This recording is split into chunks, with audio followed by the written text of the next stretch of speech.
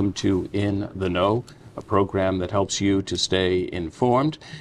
A regular guest on this program has been the Norfolk County Sheriff. Well, he has joined us today. That would be Patrick McDermott. Sheriff McDermott, welcome back. Yeah, I feel welcome back is the key phrase there. I've been absent without leave. I've been a little AWOL from my appearances here at QATV, mainly because of some personal traveling that I've been doing, as well as June becomes, end of May and into June becomes kind of conference activity for the Sheriff's Office. And we do a lot of traveling to various conferences around the country and meeting up with fellow sheriffs. And so it's been a busy several weeks. So I'm looking forward to kind of getting back in here to report to the folks as to what we've been up to and what plans we have going forward. Very good. I know we will get to it in just a bit. We did have kind of in the interim the opening of the Hope Center, and we will talk about that. But that was a full-length program that was, I guess, a full-length ceremony. Yeah, it's kind of what is going to be, I hope, to be a signature part of my administration at the Sheriff's Office is, we really focus as much. Most people see us as, we run the jail, and but at the end of and that's a prime purpose of what the sheriff does, carrying custody of inmates. However, the signature point for our administration is all about reentry and reintegration, making sure that reentry begins on day one when an individual comes in, has been convicted, or is awaiting trial. We want to make sure that they're given the resources they need in order to be better citizens when they return to the community. So the Hope Center actually is kind of the pinnacle of that achievement, at least the opening is. It's the beginning. As I said, we did a lot of work to get to the starting line, and that grand opening of the Hope Center in Braintree is the beginning of the future of corrections in Norfolk County, is what we're going to be trying to do. And we're going to be working with our legislative delegation to put together some reworking of our budgeting as to how we fund that program. We've gotten great support from the legislative delegation, as well as our partners in the trial court and the district attorney, Mike Morrissey. So this is going to be a really exciting venture for us, so we're really excited about it. Very good. Let's talk about some community-based programming, maybe more community-based programming. Absolutely. House to House for Heroes. Yeah, this was a real unbelievable program that, I'm a son of a World War II veteran. My dad, Charlie McDermott, was a Navy pharmacist mate first class in World War II. And so I grew up with reverence towards our veterans and knowing the sacrifices of so many people that have served in the military. So we wanted to give something back, and there's always the fanfare around Veterans Day, and Memorial Day is certainly something we remember. But, my attitude is that every day is a Veterans Day, that we have an opportunity to really say thank you and give back to our veterans. And there's so many great programs that are going on for veterans, yet veterans sometimes don't know about what's happening and the things that they're entitled to as a result of their service. So we put together this House to House for Heroes program. It kicked off here in Quincy with Christine Cagini, who's a veteran service officer here in Quincy, and we're going to be rolling this out throughout the county as the year goes on, because, like I said, every day is Veterans Day as far as I'm concerned. And what we did is we got a group of volunteers together. The mayor's office was very helpful. Our local elected officials, our local Boy Scout, Girl Scout troops, a lot of the sports teams from the high schools get involved, the ROTC program. We had hundreds of volunteers come out, and what it was, we identified 2,300 veterans who are currently residing in Quincy, and we put together a nice little care package for them, and then we sent out our volunteers to literally go door knocking and say hello to our veterans personally, to say thank you, give them a little gift on behalf of the community, and it was just unbelievably rewarding for me professionally, personally, to see how many people were engaged in that operation. And then when we heard the stories of the people coming back, including my wife and kids and family and friends and colleagues that went out and helped do this, the appreciation from the veterans, like, literally would change our volunteers, in terms of they just had a new renewed appreciation. So we had a real successful launch of this program in Quincy. We're bringing it out to every community in Norfolk County. So it's House to House for Heroes. We'll be working in all the local communities to bring grace and thankful gratitude to our veterans. Very nice. I know my son was Well, his grandfather was in Vietnam, and he, as a young child, if he saw a veteran, would go up to them and say thank you for your service. Absolutely. So that's And it's sad, with veterans, and I've always known in my family how blessed I am, only because, my family's from Brighton originally, and a lot of young men and women, but a lot of young men from Brighton went off to serve in the war, specifically World War II. And my dad was one of 5 brothers who served in World War II. And we were fortunate to have all 5 come home from World War II, which was not the case with many families. So I have utmost respect for our Gold Star families, utmost respect for our veterans, and so that's why we do this. Let's move now to senior curriculum update, and then we're going to also talk about creating a youth curriculum as well. Yes, so our senior curriculum, this is something that I credit my predecessor, Sheriff Bellotti, for kicking off years and years ago. He partnered with a program from the National Sheriff's Association called the Triad Program, which really brought a lot of public safety programming to seniors in the councils on aging, working with our local police chiefs. And we've expanded the program a little bit. We've built upon the successes that Sheriff Bellotti had, and we've invested a lot of staff and effort into building out a curriculum for seniors. And it's a 9-week course. It's actually a curriculum that we've developed, and it expands on some of the more successful programs that we've talked about here. Some of the File for Life program, the Yellow Dot program, Are You OK? But we've also injected some other very vital information for seniors on nutrition, health, wellness, hygiene, technology, Social media. Social media is a big thing, and I joking we had a kickoff. We had the kickoff to that programming here in Quincy, and we expanded it out to Braintree, Weymouth, Walpole, a few of Holbrook. Holbrook actually took it to the next level. They loved it down in Holbrook, and we rolled it out as of yesterday. We had our second kickoff in Norwood, and we're going to be rolling out the program kind of mid-county on the next round. But we're going to be doing this a rollout throughout the year and following up with the communities as we go through them. And we have a little graduation ceremony for the seniors that enroll. We have a lot of games that are played, a lot of icebreakers. We make it fun. And it's the importance and the value we're providing for our seniors through this curriculum that's most important to me. And these are real issues that we want seniors to pay attention to, and how to be safe in their home, how to be safe in their community, how to avoid getting scammed. I just give a quick shout out a story too, because I just got one in the mail. So we just did a refinance of one of our properties personally through our good friends at Eastern Bank, and all of a sudden I get a postcard in the mail. This is something Billy O'Donnell talks about, the Registry of Deeds. We got a postcard in the mail that basically said, we know we have a problem with your recent refi. They had the date that we closed on the refinancing. There's Eastern Bank. They had an 800 number, and it was a legitimate looking postcard with Eastern Bank's logo. So the average folk would think that that's a legitimate issue. Eastern Bank's trying to reach out to me. It's a scam. The problem is that, and Registrar O'Donnell talked about the mortgage and deed scams. At the Registry of Deeds, you can record things, and when we legitimately record our deeds and our mortgages at the Registry of Deeds, that becomes public information. So the thieves out there are trolling, and they can do it from all parts of the world because of the online access stuff. They can find out specifically the day I closed, who the bank was, how much I borrowed, and they were basically trying to fish for me to call that number.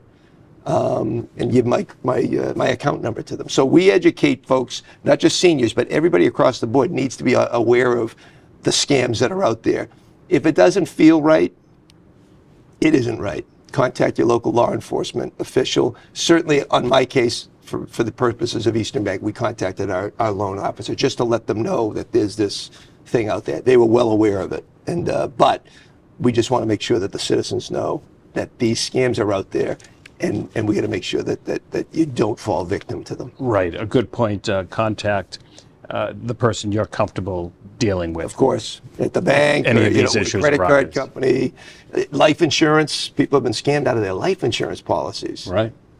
Which is awful. So they're out there, and I don't want people to hide in their closet, but I just want to give them the tools that they need and the resources so that they can fight the scammers out there.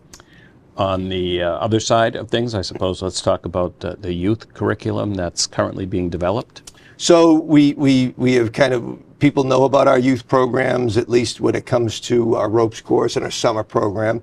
We're in the midst of that right now. I'll be heading down there this afternoon to say Climb the hello to ropes? everybody. Climbing the ropes. I don't quite do that, but I leave that up to the professionals Right. and the kids. But we're having a great time there. We love to have the summer program that talks about leadership and anti-bullying and good decision making, and it's really been a robust experience, and 20 years plus in the making to make that program successful. And we're retooling the leadership program that we do on the summer events. I just hired a youth coordinator.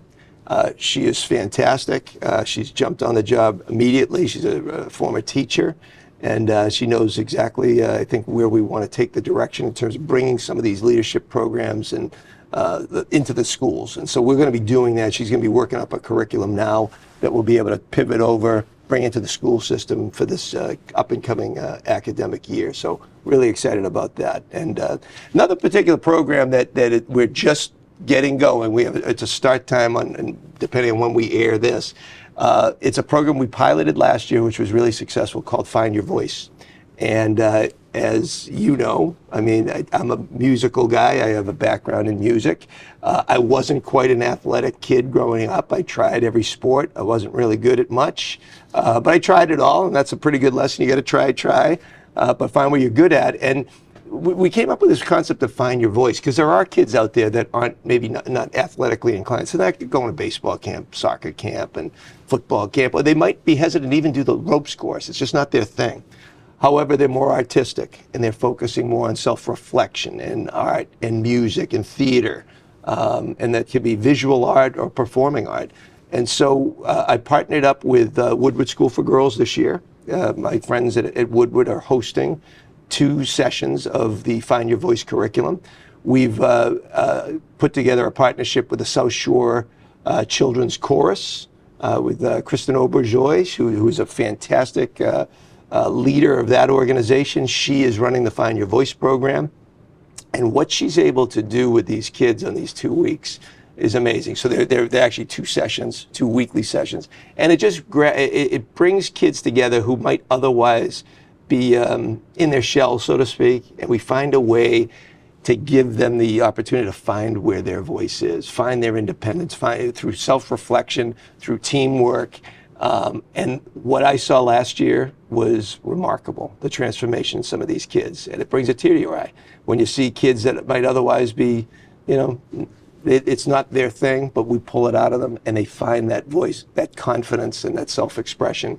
And it's well worth it. So those 2 sessions are currently, we still have some spots. So if anybody catches this at some point, definitely chime in with us. You can actually go to the South Shore Children's Chorus website, which I think is sscchorus.org/findyourvoice. And you can register your child anywhere from 6th grade to 12th grade. $250. Very good. Actually, that is currently on screen. Cool. So folks can write that down. Let's talk, with summer comes summer fests. Yes. Favorite part of the year for us when it comes to our community engagement program. So we committed, we've kind of been rolling out these summer safety fests around the county last couple of years. And they're a lot of work, because what we do is we bring vendors together, we bring our local police and fire and first responders to these events throughout the county. And so there's a lot of work that goes in. So we've committed, though, we think we can handle 3 a year, and that's the commitment. We've spread them out all over the place, and this year we're having our first one Saturday, July 20th, which technically, as we're recording, is tomorrow, down in Plainville. And so we'll be rolling that out in Plainville from like 1 to 4 in the afternoon, down at one of the parks down there in Plainville. And but we're also going to be coming to Sharon in August. We'll probably have hopefully we'll have a visual up. We have actually a poster that actually has all these things, so we'll have that shared with you. We'll be in Sharon in August, and then we're going to come back to the City of Quincy. Councilor Devine has asked if he could partner up with us in Ward 4 over at O'Rourke Field. I actually hosted an event over there years ago with Councilor D'Amico, We had a big barbecue back in the 90s, so this will kind of be back to old school. So very happy to be with Councilor Devine over in West Quincy in Ward 4 for September. So we're going to wrap up the summer September 22nd. We'll miss the summer window by 2 days, but we're still calling it a Summer Safety Fest. And it really is a great part. It'll still feel like summer at It that still point. will feel like summer, and it's great to bring the kids, bring the family. We get the Touch It truck. We really have a lot of educational programs for the kids. We do the fingerprinting. We do a lot of the educational stuff for our seniors, our families. So bring one and all, and we'll have the information. You can always find all the information on our social media front as well. Just follow Norfolk Sheriff. Very good. Let's talk about legislation and some current updates. So we're coming to we just finished the fiscal year, and the budget cycle is officially over. I think there's a few little things being wrapped up with the legislature, but it looks as though we're moving forward. Fortunately, our budget is strong. We have enough resources to do what we need to do, so I'm very happy about that. And there's some pieces of legislation that are still outstanding. There's several items that we're working on now, but one in particular that I'm happy about. And these are the little things that we focus on when we talk about reentry and strategies to how to make these returning citizens, capable and competent to get results where they need to go. And we have it's what's known as the START Act, and it's filed by a representative from Milton, Brandy Fluker Oakley, and it's something that she filed, I think, a couple of years in a row. We've been supportive of it, and it basically and this is so simple, yet it does take an act of the legislature to get done, to allow for folks that are incarcerated to get real IDs. And it allows them to utilize various different places where they can call their home in order to get those real IDs. And it could be temporary in nature, but they need to actually have an ID to do a lot of things. Open a bank account, file an application, get a job. And if you don't have an ID, then that is a hindrance towards your success. So a very simple concept needs to get through the legislature so that we can do the job that we want to do, is give these men and women the opportunity that they need so that they can be productive. Because if we release them back into the community without the tools to be successful, sadly, they're going to recidivate. They're going to go back to the behavior that probably got them in trouble in the first place. And we just don't want that. It's preventable through some small tweaks in various procedures that we do. And this piece of legislation will work with the RMV to make sure that that real ID process is seamless for our returning citizens. We had talked about the Hope Center briefly. We will go into a little more depth as we discuss it once again and talk about something called the Hope Center Closet.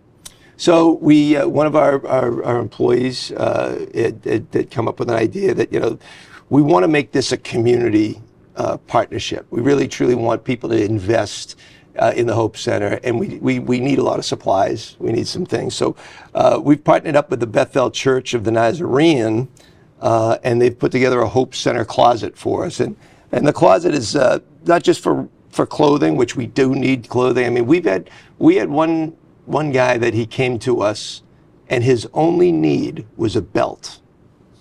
Now for him, that's what he needed. It might sound simple to the average person, but he needed a belt because his pants, were a little bit too big for him, and he needed a belt. And we didn't have a belt at the time. We found one for him because that was what we do. We solve problems.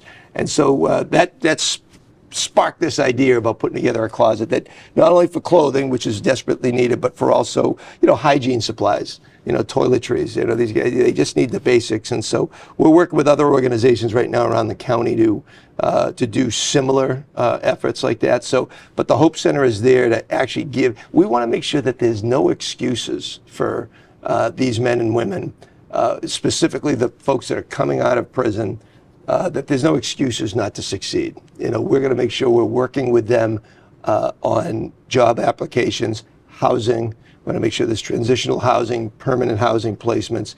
We're working with them on their interview skills, how to go and apply for jobs. We have a great partnership. We have one, but we're going to relaunch it with Mass Hire and my good friend Ron Iacobucci, who's going to help us put together that memorandum of understanding that Hope Center and the Mass Hire will work together with helping people get jobs.